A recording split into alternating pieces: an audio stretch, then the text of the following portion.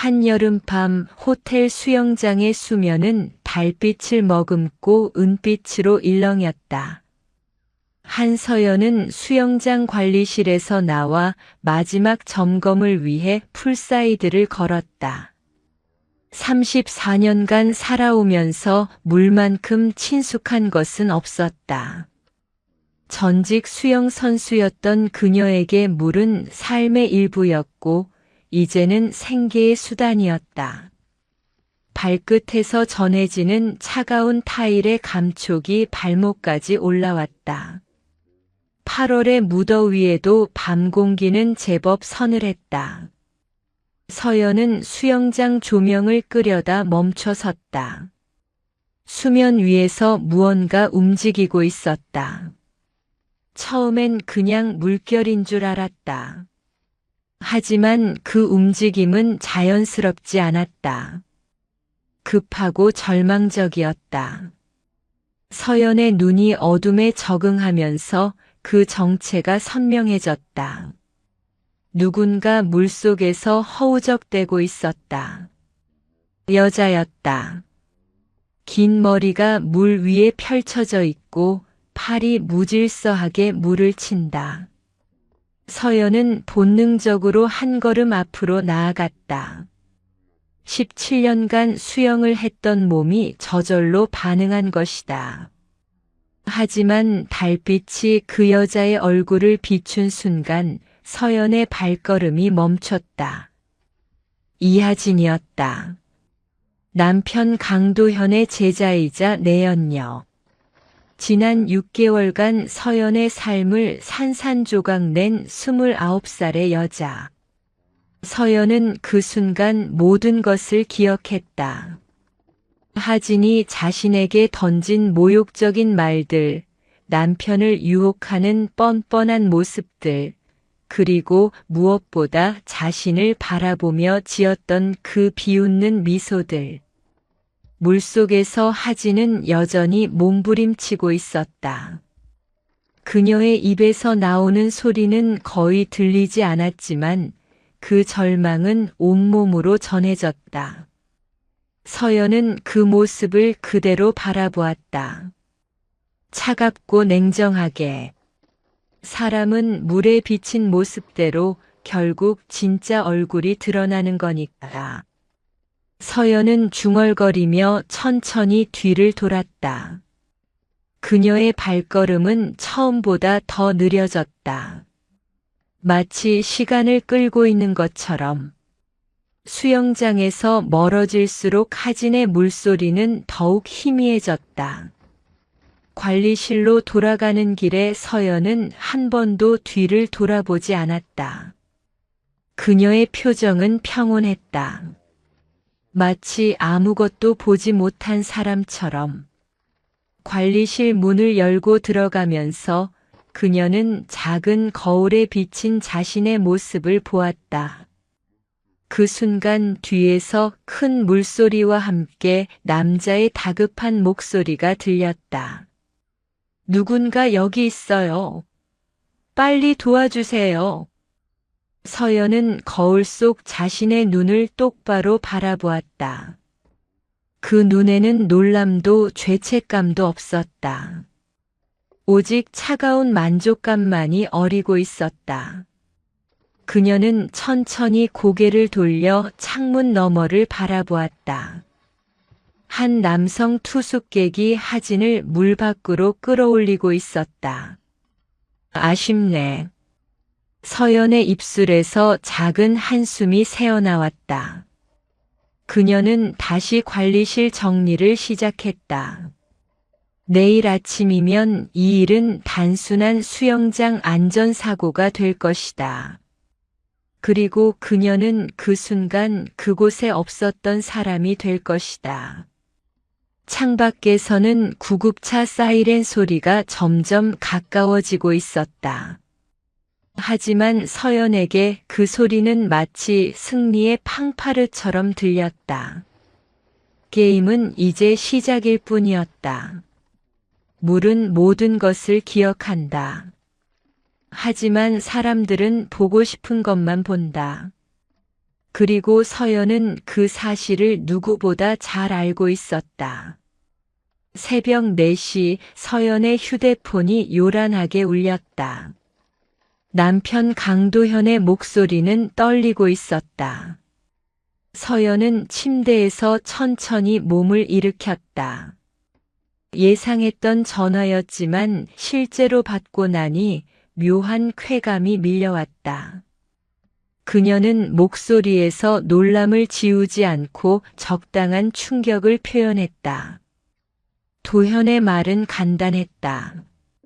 하진이 수영장에서 물에 빠져 의식을 잃었다는 것. 서연은 거울을 보며 적당한 충격 표정을 연습했다. 17년간 수영을 하며 익힌 호흡 조절 기술이 이런 때도 유용했다. 심장 박동을 일정하게 유지하며 목소리의 떨림을 만들어내는 것쯤은 어렵지 않았다. 1시간 후 병원 응급실. 서연이 도착했을 때 도현은 중환자실 앞 의자에 앉아 머리를 감싸고 있었다. 그의 어깨는 미세하게 떨리고 있었고 손끝은 창백했다. 서연은 그런 남편의 모습을 처음 보았다. 결혼 7년 동안 도현은 항상 침착하고 이성적인 사람이었다. 환경연구원으로서의 객관적 태도를 일상에서도 유지하는 남자였다. 하지만 지금의 도현은 달랐다. 그는 마치 자신의 세계가 무너질까봐 두려워하는 아이 같았다. 서연은 그런 남편을 관찰하며 복잡한 감정을 느꼈다. 그동안 자신에게 보이지 않았던 깊은 감정을 그 29살 여자에게는 보여주고 있었던 것이다. 아직 확실하지 않대. 물을 많이 마셔서 폐부종이 있고 뇌에 산소 공급이 일시적으로 중단됐을 가능성이 있다고. 의사의 설명을 전해주는 도현의 목소리는 갈라져 있었다. 서연은 남편의 옆에 앉으며 그의 차가운 손을 관찰했다. 평소라면 그 손을 잡고 위로했을 것이다. 하지만 지금은 그럴 마음이 전혀 들지 않았다. 오히려 그 차가운 손에서 자신이 원하던 고통을 읽을 수 있어서 만족스러웠다. 서연은 침착하게 말했다. 사고는 언제든 일어나지.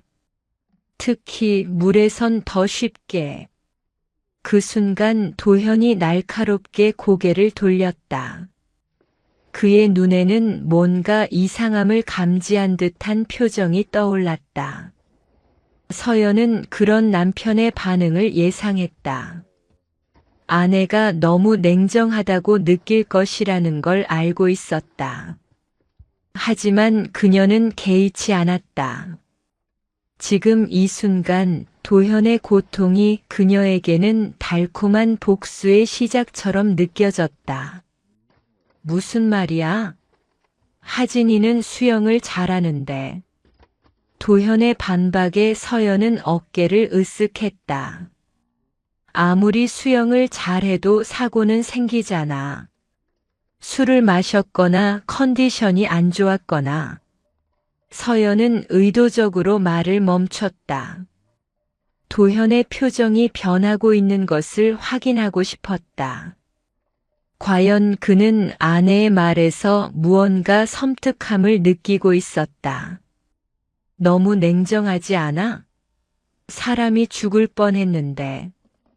도현의 비난에 서연은 더욱 차갑게 대답했다. 냉정한 게 아니라 현실적인 거지. 나도 물에서 일하는 사람이니까 이런 일이 얼마나 흔한지 알아. 그 후 도현은 더 이상 대답하지 않았다. 그는 다시 중환자실 문을 바라보며 입술을 깨물었다. 서연은 그런 남편을 관찰하며 새로운 사실을 깨달았다.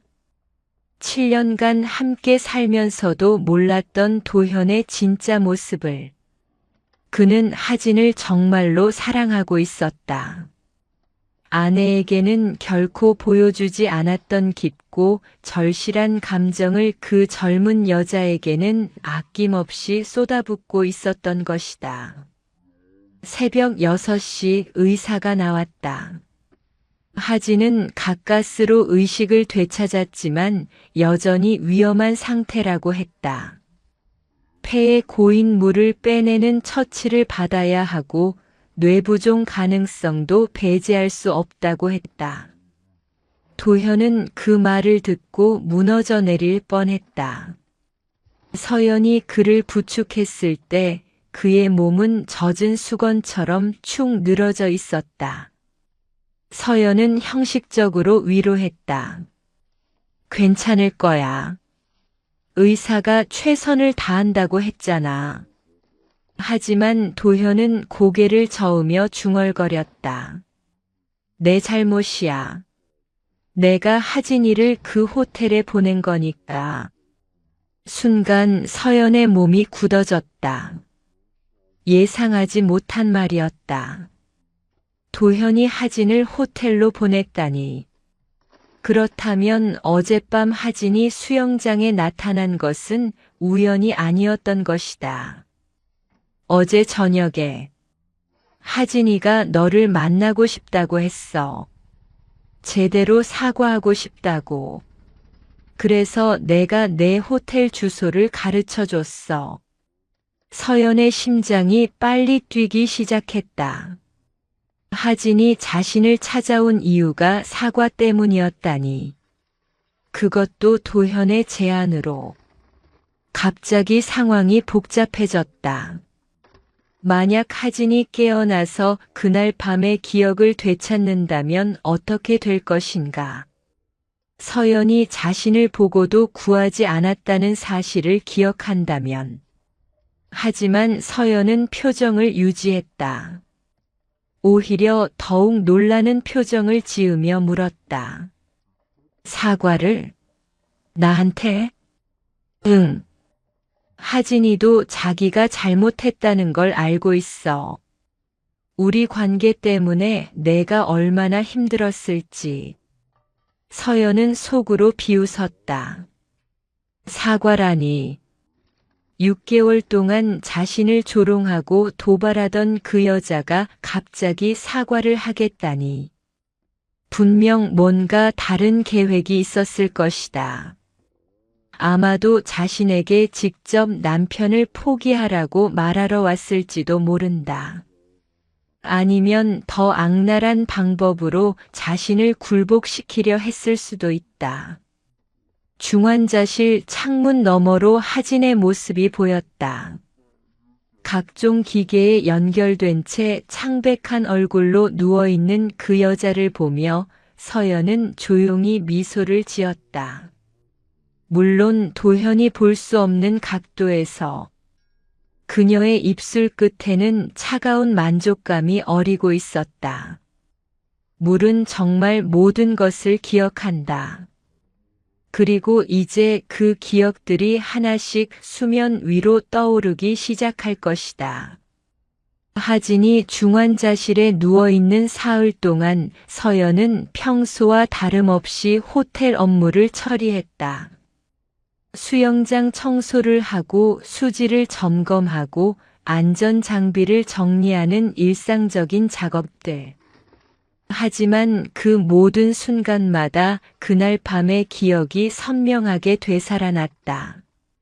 물속에서 허우적대던 하진의 모습, 그리고 자신이 등을 돌리며 걸어 나온 순간의 쾌감. 서연은 그 기억을 곱씹으며 미소를 지었다. 6개월 전부터 시작된 하진의 도발들이 차례로 떠올랐다. 남편의 연구실에서 만난 첫날, 하진은 서연을 보며 비웃듯 말했었다. 나이든 아내와 젊은 연인 사이에서 고민하는 남자는 결국 젊음을 택하게 되어 있다고. 그 오만한 미소와 도전적인 눈빛을 서연은 결코 잊을 수 없었다. 그 후로 하진의 공격은 더욱 노골적이 되었다. 도현과 함께 찍은 사진들을 SNS에 올리고 서연이 보는 앞에서 도현의 팔짱을 끼고 다녔다. 심지어 서연이 운영하는 수영장에까지 찾아와 도현과 함께 수영을 하며 친밀감을 과시했다. 그때마다 서연은 참아야 했다. 분노를 삼키고 굴욕을 견디며 아무렇지 않은 척 해야 했다. 하지만 이제는 달랐다. 그날 밤 서연이 선택한 침묵은 모든 것을 바꿔놓았다. 하진이 물속에서 죽음의 공포를 느꼈던 그 순간만큼 서연도 깊은 만족감을 느꼈다. 그것은 복수의 시작일 뿐이었다. 한편 도현은 완전히 달라진 사람이 되었다. 평소 규칙적이던 그의 생활 패턴은 무너졌고 연구실 일정도 모두 취소한 채 병원에서 하진을 지켰다. 서연이 병문안을 올 때마다 그는 마치 죄인처럼 고개를 숙였다. 아내 앞에서 내연녀를 걱정하는 자신이 부끄러웠겠지만 그럼에도 하진의 곁을 떠날 수는 없었다. 서연은 그런 남편을 관찰하며 새로운 계획을 세웠다. 도현이 하진을 얼마나 사랑하는지 확인했으니 이제 그 사랑을 이용할 차례였다. 하진이 깨어나면 모든 것이 시작될 것이다. 그 여자가 그날 밤의 기억을 되찾는지 아니면 잃어버리는지에 따라 게임의 방향이 결정될 것이다. 사흘째 되는 날 하진이 의식을 되찾았다는 연락이 왔다. 도현은 기쁨에 겨워 서연에게 전화를 걸었지만 그의 목소리에는 여전히 불안감이 깔려 있었다. 의사가 기억 상실 가능성을 언급했기 때문이었다. 물에서 의식을 잃었던 시간 동안의 기억이 온전하지 않을 수 있다는 것이었다. 서연은 병원으로 향하는 길에 마음의 준비를 했다.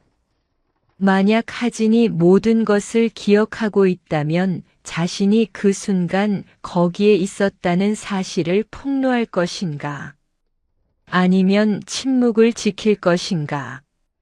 어떤 선택을 하든 서연에게는 기회가 될 것이다. 중환자실에 들어서자 하진이 침대에 반쯤 일어나 앉아 있었다. 창백한 얼굴이었지만 의식은 또렷했다. 도현은 그녀 옆에 앉아 손을 꼭 잡고 있었고 하진은 그런 도현을 바라보며 미약한 미소를 짓고 있었다. 많이 아파? 서연의 질문에 하진은 고개를 돌렸다.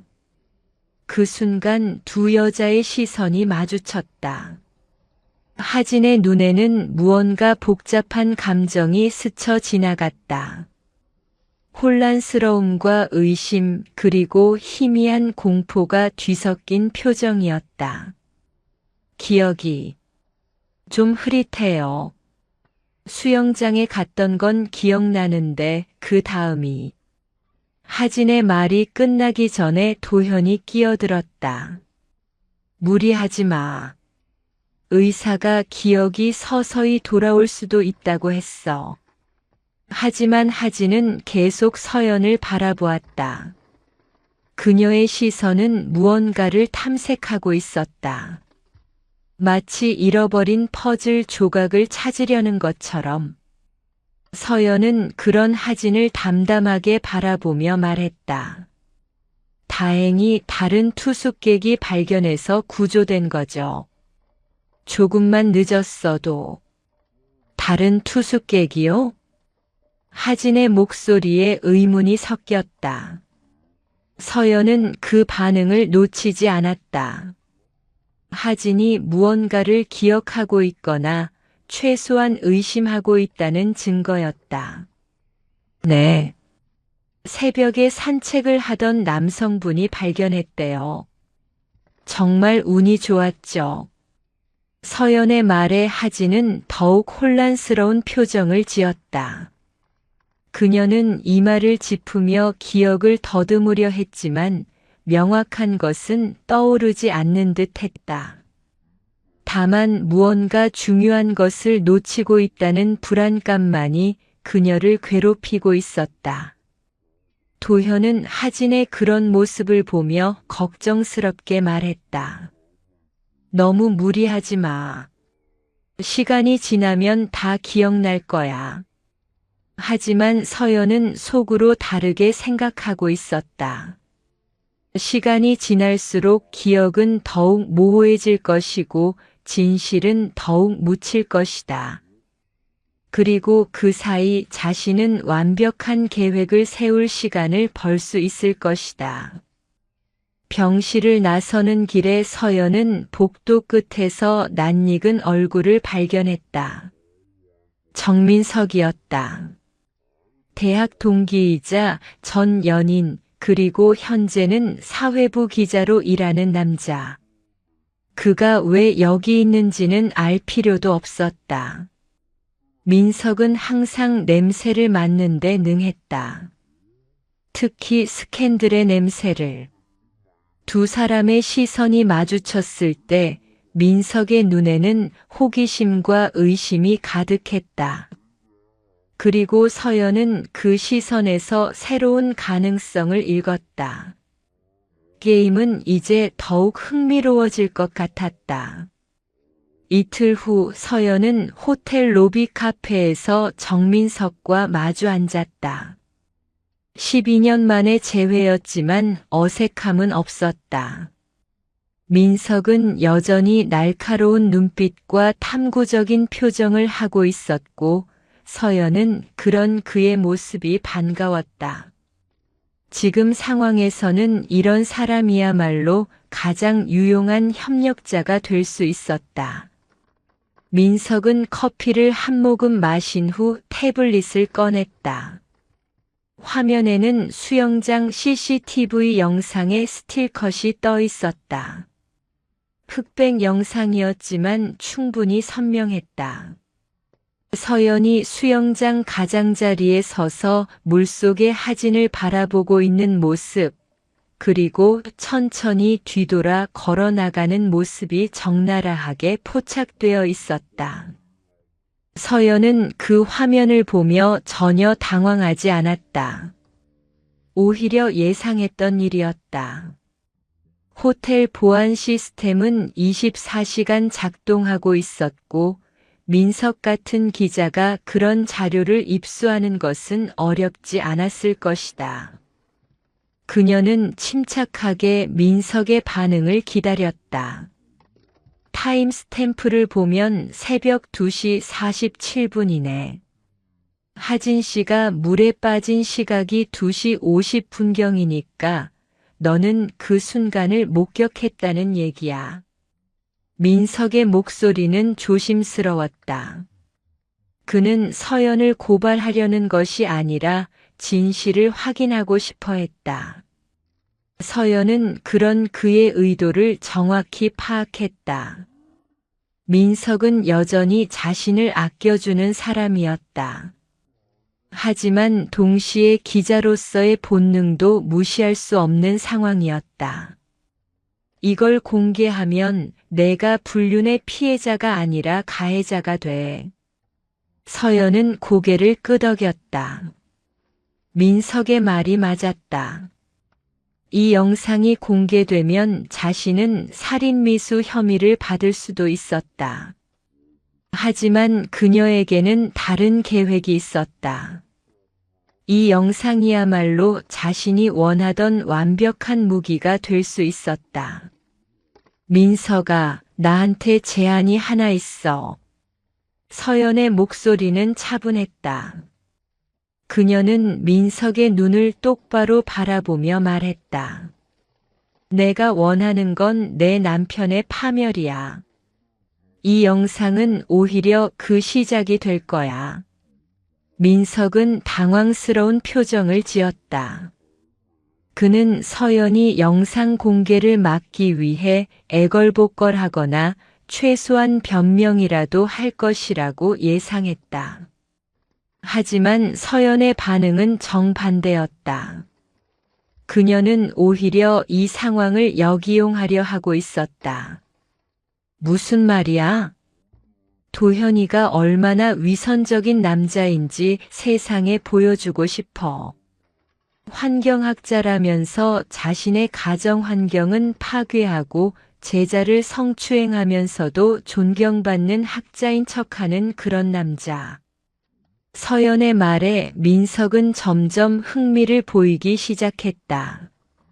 그는 기자로서 이런 종류의 폭로 기사에 관심이 많았다. 특히 사회적으로 존경받는 인물의 추락 스토리는 항상 큰 화제가 되었다. 하지만 이 영상만으로는 내가 더 위험해져. 그래서 내가 필요한 거야. 이 영상을 적절한 타이밍에 적절한 맥락에서 공개해줘. 내가 복수심에 불타는 차갑고 무서운 여자가 아니라 극한 상황에 내몰린 피해자로 보이도록. 서연의 계획은 정교했다. 단순히 하진을 구하지 않은 것을 숨기는 것이 아니라 그 사실을 오히려 남편을 향한 정당한 분노의 표현으로 포장하려는 것이었다. 남편의 배신에 상처받은 아내가 순간적으로 판단력을 잃었다는 식으로 프레임을 만들려는 것이다. 민석은 서연의 제안을 곰곰이 생각했다. 기자로서는 충분히 매력적인 제안이었다. 불륜 스캔들, 학계 부정행위, 그리고 복수 드라마까지. 모든 요소가 갖춰진 완벽한 특종감이었다. 도현 교수의 다른 비리 증거도 있어? 연구비 횡령 정도는 쉽게 찾을 수 있을 거야. 그리고 하진이가 첫 번째 제자도 아니야. 예전에도 비슷한 일이 있었다고 들었어. 서연의 말에 민석의 눈이 번뜩였다. 만약 도현에게 성추행 전력까지 있다면 이야기는 완전히 달라진다. 단순한 불륜이 아니라 권력형 성범죄로 프레임이 바뀔 수 있었다. 시간은 얼마나 줄 수 있어? 한 달. 그 안에 모든 증거를 수집해서 한 번에 공개하자. 민석은 잠시 침묵했다. 그는 서연의 차갑고 계산적인 모습에서 과거의 연인이 아닌 전혀 다른 사람을 보고 있었다. 하지만 그런 변화가 전혀 불쾌하지 않았다. 오히려 더욱 매력적으로 느껴졌다. 좋아. 하지만 조건이 있어. 뭔데? 모든 게 끝나면 너와 다시 시작하고 싶어. 서연은 민석의 말에 미소를 지었다. 12년 전 헤어질 때도 민석은 이런 식으로 직설적이었다. 그런 그의 모습이 지금은 더욱 든든하게 느껴졌다. 그건 그때 가서 생각해보자. 두 사람은 악수를 했다. 서연의 손은 여전히 차가웠지만 민석은 그 차가움 속에서 뜨거운 복수심을 느낄 수 있었다. 그리고 그는 그런 서연을 도와주고 싶었다. 카페를 나서는 길에 서연은 휴대폰을 확인했다. 도현에게서 온 메시지였다. 하진이 퇴원한다는 내용이었다. 그리고 집에서 회복할 수 있도록 자신이 돌봐주겠다는 말도 덧붙여져 있었다. 서연은 그 메시지를 보며 냉소적으로 웃었다. 이제 정말 모든 것이 시작될 것이다. 하진이 집에 오면 더 많은 증거를 수집할 수 있을 것이고 도현의 위선적인 모습도 더욱 적나라하게 드러날 것이다. 게임의 두 번째 라운드가 시작되려 하고 있었다. 하진이 집으로 돌아온 첫날, 서연은 그녀를 위해 객실을 정성껏 준비했다.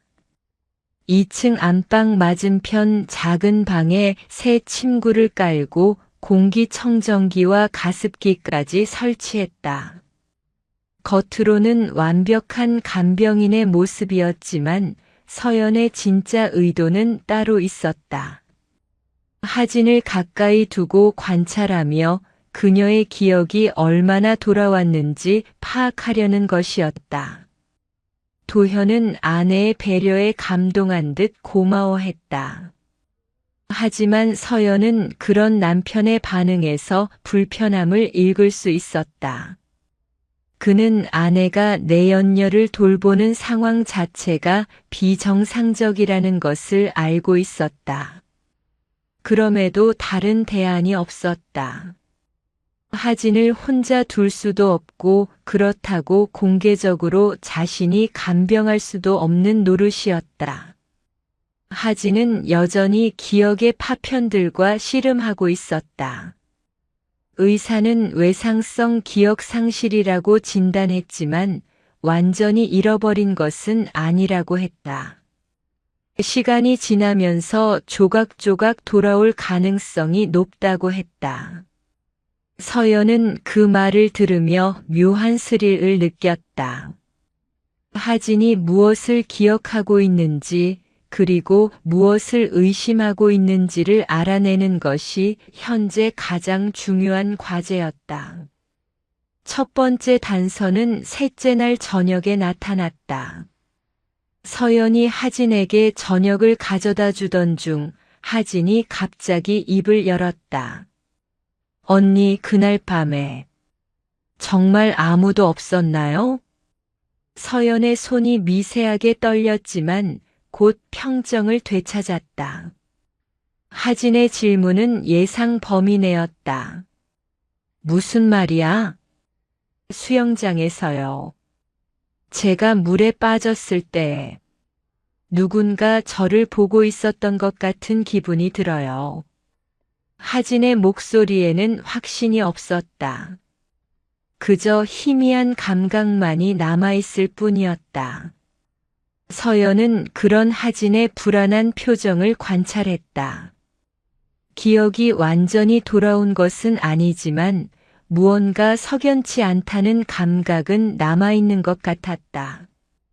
그건 내 기억일까 아니면 물의 기억일까? 서연의 대답에 하진은 혼란스러운 표정을 지었다. 물의 기억이라니. 그 단어가 무슨 의미인지 알 수 없었지만 왠지 섬뜩한 느낌이 들었다. 서연의 미소는 여전히 친절해 보였지만 그 눈빛 깊숙한 곳에는 차가운 무언가가 숨어 있는 것 같았다. 그날 밤 하진은 잠을 이루지 못했다. 서연의 말이 계속 머릿속을 맴돌았다. 물의 기억. 그 말 속에 숨겨진 의미가 있는 것 같았지만 명확하게 떠오르지 않았다. 대신 더욱 강렬해지는 것은 그날 밤 수영장에서 누군가의 시선을 느꼈다는 확신이었다. 다음 날 아침 도현이 출근한 후 하진은 서연에게 다시 물었다. 언니는 그날 밤 어디에 계셨어요? 이번에는 더욱 직접적인 질문이었다. 서연은 찻잔을 천천히 내려놓으며 대답했다. 집에서 자고 있었지. 왜? 그냥 궁금해서요. 하진의 대답은 어색했다. 그녀는 분명히 무언가를 의심하고 있었지만 확실한 증거가 없어 망설이고 있었다. 서연은 그런 하진의 심리 상태를 정확히 파악했다. 지금이야말로 하진을 더욱 불안하게 만들 절호의 기회였다. 하진아, 내가 왜 그날 밤 수영장에 갔는지 기억나? 서연의 질문에 하진은 당황했다. 그녀는 그날 밤 서연을 만나러 갔다는 사실을 기억하고 있었다. 도현의 제안으로 사과를 하러 갔던 것이었다. 하지만 지금 서연이 그런 질문을 한다는 것은 그녀가 그 사실을 모른다는 뜻일까? 도현 오빠가 언니께 사과하라고 해서. 아, 그랬구나. 그런데 넌 나를 찾지 않고 바로 수영장에 갔네. 서연의 말에 하진은 또다시 혼란에 빠졌다. 그렇다. 왜 자신이 서연을 찾지 않고 바로 수영장으로 갔었을까? 그 순간의 기억이 명확하지 않았다. 단지 수영장 물을 보고 있었고 그 다음은 어둠뿐이었다. 저도 정확히 기억이 안 나요. 하진의 목소리는 점점 작아졌다. 서연은 그런 하진을 보며 만족스러운 미소를 지었다. 하진이 불안해할수록 자신에게는 유리했다. 불안한 사람은 실수를 하기 쉽고 판단력도 흐려지기 마련이었다. 그날 저녁 도현이 퇴근한 후 하진은 그에게 자신의 의심을 털어놓았다. 그날 밤 누군가 자신을 보고 있었던 것 같다고, 그리고 서연의 행동이 이상하다고. 하지만 도현은 하진의 말을 진지하게 받아들이지 않았다. 내가 너무 예민해진 것 같아. 사고 후유증일 수도 있어. 도현의 반응에 하진은 실망했다. 자신의 불안감을 이해해주지 않는 것 같아서 더욱 외로워졌다. 반면 서연은 그런 두 사람의 대화를 문 밖에서 듣고 있었다. 완벽했다. 하진이 아무리 의심해도 도현은 믿어주지 않을 것이었다. 서연은 조용히 자신의 방으로 돌아가 민석에게 메시지를 보냈다. 계획이 순조롭게 진행되고 있다는 내용이었다. 하진이 무언가를 기억하고 있지만 확신하지 못하고 있고 도현은 그런 하진을 믿지 않고 있다고. 이제 다음 단계로 넘어갈 때가 되었다고. 밤이 깊어가며 집안이 조용해졌지만 하진은 여전히 잠들지 못하고 있었다. 그녀의 머릿속에는 서연의 말이 계속 메아리 쳤다. 물의 기억. 그 말에 숨겨진 진실을 찾아내야 한다는 강박이 점점 커져가고 있었다. 2주가 지나면서 서연과 민석의 공조 작업은 본격적인 궤도에 올랐다. 민석은 기자로서의 인맥을 총동원해 도현의 과거를 파헤치기 시작했다. 환경연구원으로서의 화려한 이력 뒤에 숨겨진 추악한 진실들이 하나둘 드러나기 시작했다. 가장 먼저 발견된 것은 연구비 횡령 의혹이었다. 도현이 주도한 지난 3년간의 연구 프로젝트에서 상당한 금액이 불투명하게 사용되었다는 증거를 민석이 확보했다. 연구 장비 구입비로 계상된 수백만 원이 실제로는 개인 용도로 사용된 흔적들이 있었다. 하진과의 해외 학회 출장비, 고급 레스토랑 접대비, 심지어 하진에게 선물한 명품 가방 구입비까지 모두 연구비에서 빠져나간 것이었다.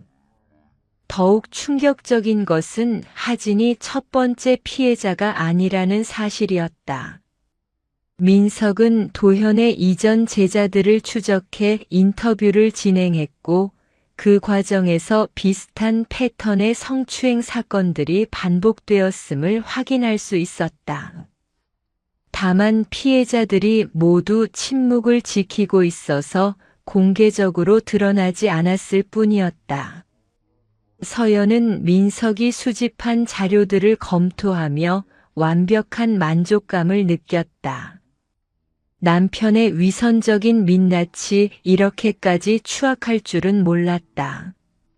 7년간 함께 살면서도 전혀 눈치채지 못했던 자신이 바보 같기도 했지만 이제 그런 것은 중요하지 않았다. 중요한 것은 이 모든 증거들을 어떻게 활용할 것인가 하는 점이었다. 한편 집 안에서는 또 다른 드라마가 펼쳐지고 있었다. 시어머니 윤경희가 하진의 존재를 알게 된 것이다. 도현이 아무리 숨기려 했지만 집에 젊은 여자가 머물고 있다는 사실을 이웃들의 입을 통해 전해 듣게 되었다. 경희는 분노에 찬 표정으로 집에 찾아왔고 서연에게 따져 물었다. 도대체 무슨 일이야? 우리 도현이가 다른 여자를 집에 들였다면서. 서연은 침착하게 상황을 설명했다. 하진이 사고를 당해서 임시로 돌봐주고 있다고, 그리고 자신도 어쩔 수 없는 상황이라고.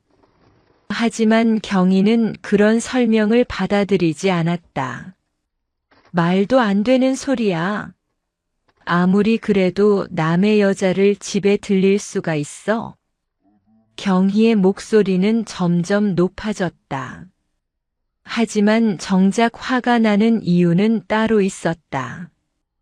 아들의 불륜이 공개적으로 드러날까봐 두려웠던 것이다. 그동안 아들을 자랑스러워하며 살아온 그녀로서는 이런 스캔들이 터지는 것을 용납할 수 없었다. 서연아, 그 여자를 당장 내보내. 경희의 명령에 서연은 고개를 저었다. 어머니, 그럴 수는 없어요. 아직 완전히 회복되지 않았거든요. 그럼 병원에 다시 입원시켜. 그것도 도현이가 반대할 거예요. 서연의 말에 경희는 더욱 분노했다. 아들이 며느리보다 다른 여자를 우선시한다는 사실을 확인한 것이나 마찬가지였다. 그녀는 그 순간 잘못된 선택을 했다. 서연을 비난하며 집에서 나가라고 소리를 지른 것이다. 내가 여자로서 부족하니까 남편이 바람을 피우는 거야. 차라리 내가 이 집을 나가. 경희의 폭언은 서연에게 완벽한 명분을 제공했다. 이제 서연은 피해자가 되었고 시어머니는 가해자가 되었다. 더욱 중요한 것은 이 모든 대화가 하진이 들을 수 있는 거리에서 벌어졌다는 점이었다. 그날 저녁 도현이 돌아왔을 때 집안 분위기는 최악이었다. 경희는 아들에게 하진을 내보내라고 압박했고 서연은 상처받은 며느리 역할을 완벽하게 연기했다. 도현은 그 사이에서 곤란해하며 어떻게 할 바를 몰랐다. 하진은 그런 상황을 지켜보며 더욱 불안해졌다. 자신 때문에 이 가정이 파탄나고 있다는 죄책감과 함께 서연의 진짜 모습에 대한 의심도 커져갔다.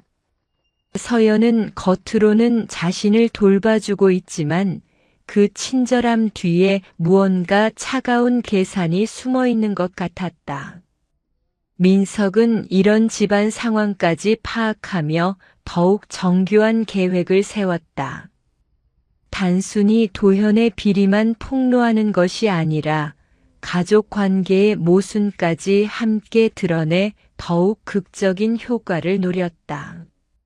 존경받는 학자가 실제로는 가정을 파괴하는 파렴치한 인간이라는 프레임을 완성하려는 것이었다. 서연은 민석과의 마지막 회의에서 최종 계획을 확정했다. 2주 후 도현의 연구 발표회가 있을 예정이었는데 바로 그 자리에서 모든 것을 공개하기로 한 것이다. 학계 인사들과 언론이 모두 모인 자리에서 도현의 추락을 공개적으로 연출하자는 것이었다. 모든 준비가 끝났어. 민석의 말에 서연은 고개를 끄덕였다. 6개월간 참고 견뎌온 굴욕의 시간이 곧 끝날 것이었다. 그리고 진짜 복수가 시작될 것이었다. 그날 밤 서연은 수영장을 바라보며 그날의 기억을 떠올렸다. 물속에서 허우적대던 하진의 모습, 그리고 자신이 등을 돌렸던 그 순간. 그때는 단순한 복수심이었지만 이제는 완벽한 계획의 출발점이 되었다. 물은 정말 모든 것을 기억하고 있었다. 그리고 이제 그 기억들이 현실이 될 차례였다. 환경연구원 대강당은 200여 명의 학계 인사들로 가득 찼다. 도현의 연구 발표회는 그의 최신 논문 발표와 함께 향후 연구 방향을 제시하는 중요한 자리였다. 환경부 관계자들과 대학 교수들, 그리고 여러 언론사 기자들이 참석한 가운데 도현은 연단에 올라 발표를 시작했다. 서연은 맨 뒷좌석에 조용히 앉아 있었다. 그녀의 표정은 평온했지만 심장은 빠르게 뛰고 있었다. 6개월간 준비해온 복수의 순간이 드디어 찾아온 것이다.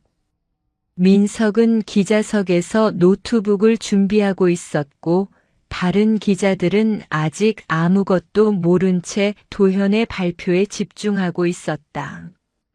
도현은 자신감 넘치는 목소리로 기후변화와 해양 생태계에 대한 연구 성과를 발표했다. 그의 프레젠테이션은 전문적이고 설득력 있었다. 참석자들은 고개를 끄덕이며 그의 설명에 귀 기울였다. 그 순간만 보면 도현은 정말 훌륭한 연구자였고 사회에 기여하는 학자였다. 하지만 서연은 그런 남편의 모습을 보며 더욱 차가운 분노를 느꼈다. 저렇게 당당하게 서 있는 그 남자가 실제로는 연구비를 횡령하고 제자들을 성추행한 파렴치한 인간이라니. 위선의 극치였다. 발표가 끝나갈 무렵 민석이 손을 들었다. 질의응답 시간이었다. 교수님, 연구비 운용에 대해 질문 드리고 싶습니다. 도현은 당황하는 기색 없이 대답했다. 네, 말씀하세요. 민석은 준비해온 자료를 꺼내며 차근차근 질문을 이어갔다. 연구 장비 구입비 내역, 해외 출장비 사용 현황, 그리고 개인적 용도로 사용된 것으로 보이는 지출들에 대한 구체적인 질문들이었다. 도현의 표정이 점점 굳어지기 시작했다. 그런 세부적인 내용은 회계 담당자에게 문의해 주시면. 그럼 이건 어떻게 설명하시겠습니까? 민석이 프로젝터를 통해 화면을 띄웠다. 도현과 하진이 함께 찍은 해외 출장 사진들, 명품 매장 영수증들, 그리고 고급 레스토랑 결제 내역들이 차례로 나타났다. 강당 안이 술렁이기 시작했다. 도현의 얼굴이 창백해졌다. 그는 어떻게 이런 자료들이 외부로 유출되었는지 이해할 수 없었다. 더욱 당황스러운 것은 이 모든 것이 계획적으로 준비된 것처럼 보인다는 점이었다. 잠깐만요, 이건 사생활 침해가 아닙니까? 도현의 항변에 민석은 더욱 날카로운 질문을 던졌다. 그럼 제자와의 부적절한 관계도 사생활이라고 하시겠습니까? 그 순간 강당 뒤쪽 문이 열리며 서연이 일어섰다. 모든 시선이 그녀에게 집중되었다. 서연은 침착하게 연단으로 걸어 나갔다. 그녀의 손에는 봉투 하나가 들려 있었다. 제가 강도현의 아내 한서연입니다. 서연의 자기소개에 강당안이 완전히 조용해졌다.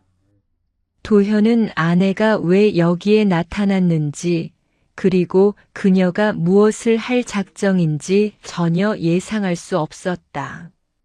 남편의 불륜과 연구비 횡령에 대한 증거를 공개하고자 합니다. 서연의 선언에 강당안이 아수라장이 되었다. 기자들은 카메라를 들이댔고 학계 인사들은 웅성거리며 당황했다. 도현은 연단에서 내려와 서연에게 다가갔다. 서연아, 무슨 짓이야? 하지만 서연은 남편을 무시하고 계속해서 증거 자료들을 공개했다. 하진과의 문자 내역, 연구비 유용 증거들, 그리고 과거 제자들의 피해 증언까지. 모든 것이 체계적으로 정리되어 있었다. 가장 충격적인 순간은 마지막에 찾아왔다. 민석이 수영장 CCTV 영상을 공개한 것이었다. 하진이 물에 빠져 허우적대는 장면, 그리고 서연이 그것을 지켜보다가 등을 돌려 사라지는 장면이 대형 스크린에 선명하게 나타났다. 남편의 내연녀가 익사 위기에 처했을 때 아내는 왜 외면했을까요? 민석의 내레이션이 끝나자 강당안은 완전한 침묵에 빠졌다. 그 침묵은 도현에게 더욱 끔찍했다.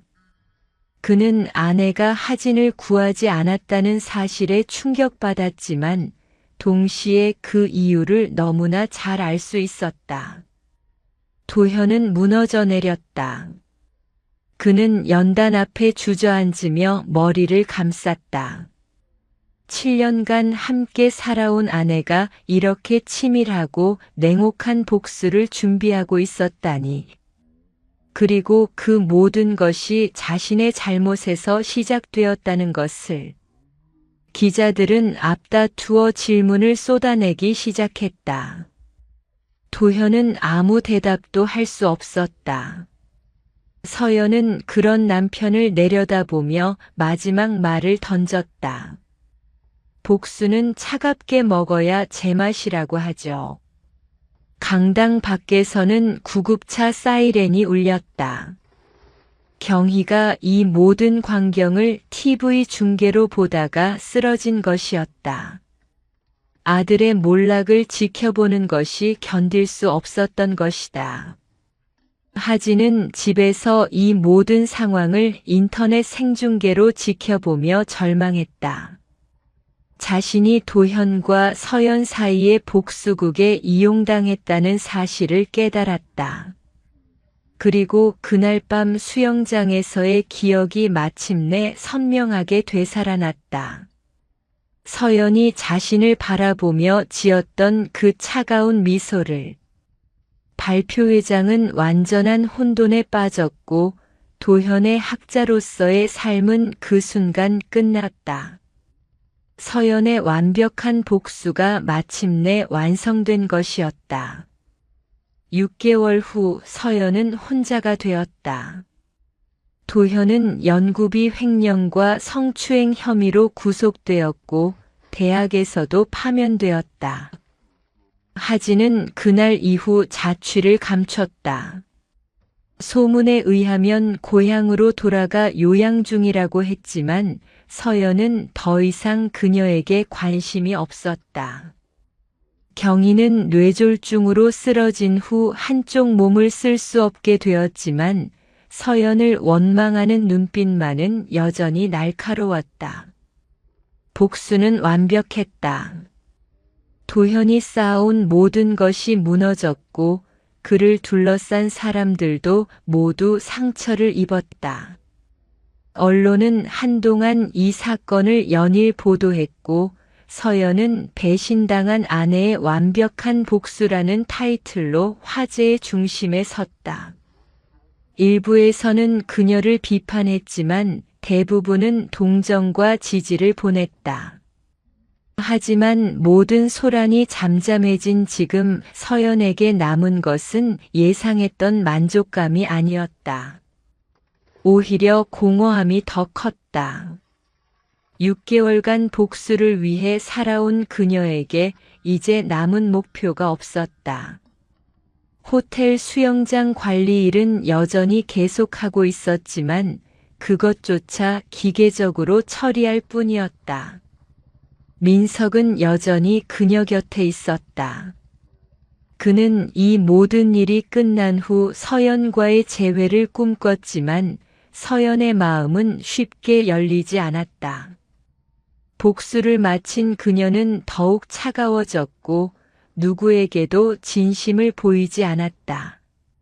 마치 그날 밤 하진을 외면했던 것처럼 이제는 모든 감정을 외면하고 있는 것 같았다. 후회하지 않아? 어느 날 저녁 민석이 물었다. 그들은 호텔 수영장 옆 카페에 앉아 있었다. 서연은 잔잔한 수면을 바라보며 대답했다. 후회할 이유가 없어. 그들이 받은 건 당연한 대가야. 하지만 민석은 서연의 표정에서 다른 것을 읽고 있었다. 그녀의 눈에는 승리의 기쁨도 만족감도 없었다. 오직 깊은 피로감만이 스며 있을 뿐이었다. 그날 밤 서연은 혼자 수영장에 남았다. 야간 점검을 핑계로 모든 직원들을 돌려보낸 후 그녀는 그날 밤과 똑같은 자리에 서 있었다. 달빛이 수면에 반사되어 은빛 물결을 만들어내고 있었다. 서연은 천천히 옷을 벗기 시작했다. 6개월 만에 물에 들어가는 것이었다. 복수에만 매달려 있던 그 시간 동안 그녀는 수영을 하지 않았다. 17년간 몸에 밴 습관을 의도적으로 끊어버린 것이었다. 하지만 이제 모든 것이 끝났다. 차가운 물이 그녀의 몸을 감쌌다. 서연은 천천히 물속으로 몸을 맡겼다. 수영장 바닥까지 가라앉은 그녀는 눈을 감고 그날 밤을 떠올렸다. 하진이 허우적대던 모습, 그리고 자신이 등을 돌렸던 순간. 그 순간 서연은 깨달았다. 자신이 하진을 구하지 않은 것은 복수심 때문만이 아니었다는 것을. 더 깊은 곳에는 질투와 분노, 그리고 무엇보다 자신도 모르는 절망이 있었다는 것을.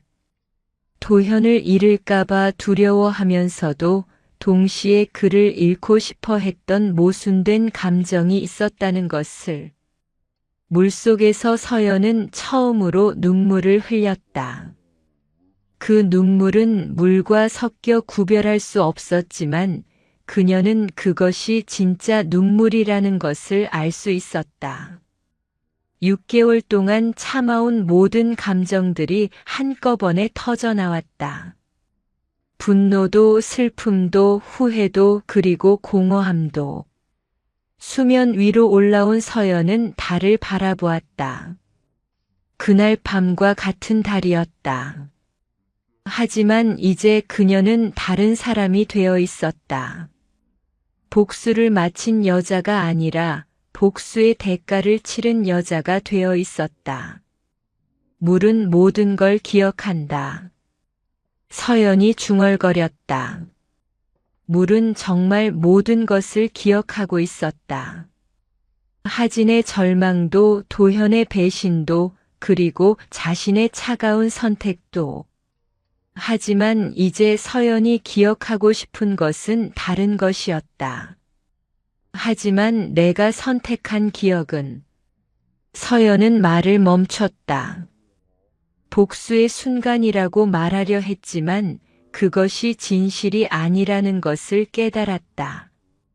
진짜 기억하고 싶은 것은 복수가 아니라 용서였다.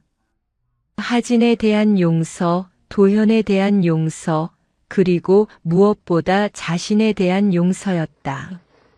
수영장을 나온 서연은 휴대폰을 꺼냈다. 민석에게서 온 메시지가 있었다. 새로운 시작을 함께 하자는 내용이었다. 서연은 잠시 망설이다가 답장을 보냈다. 아직은 아니라고 하지만 언젠가는 가능할 것 같다고. 그리고 그녀는 또 다른 번호로 전화를 걸었다. 하진의 번호였다. 오랫동안 울린 후 하진의 목소리가 들렸다. 여보세요? 목소리는 여전히 약해 보였지만 예전보다는 안정되어 있었다. 하진아, 나야. 서연이. 전화 너머로 긴 침묵이 흘렀다. 하진은 아마 이 전화를 받아야 할지 망설이고 있을 것이다. 미안해. 서연의 짧은 사과에 하진은 아무 대답도 하지 않았다. 하지만 전화를 끊지도 않았다. 그날 밤. 정말 미안해. 이번에는 하진의 목소리가 들렸다. 언니도 많이 힘들었을 거예요. 그 한마디가 서연에게는 구원 같았다. 용서라는 것이 이런 것이구나. 서연은 그제야 진짜 눈물을 흘릴 수 있었다. 전화를 끊은 후 서연은 다시 수영장을 바라보았다. 이제 그 물속에는 새로운 기억이 담길 것이다. 복수가 아닌 용서의 기억, 증오가 아닌 치유의 기억. 물은 모든 것을 기억하지만 사람은 기억할 것을 선택할 수 있다. 서연의 새로운 선택이 시작되는 밤이었다. 이야기가 재미있었다면 구독과 좋아요 눌러주시고 댓글도 부탁드립니다.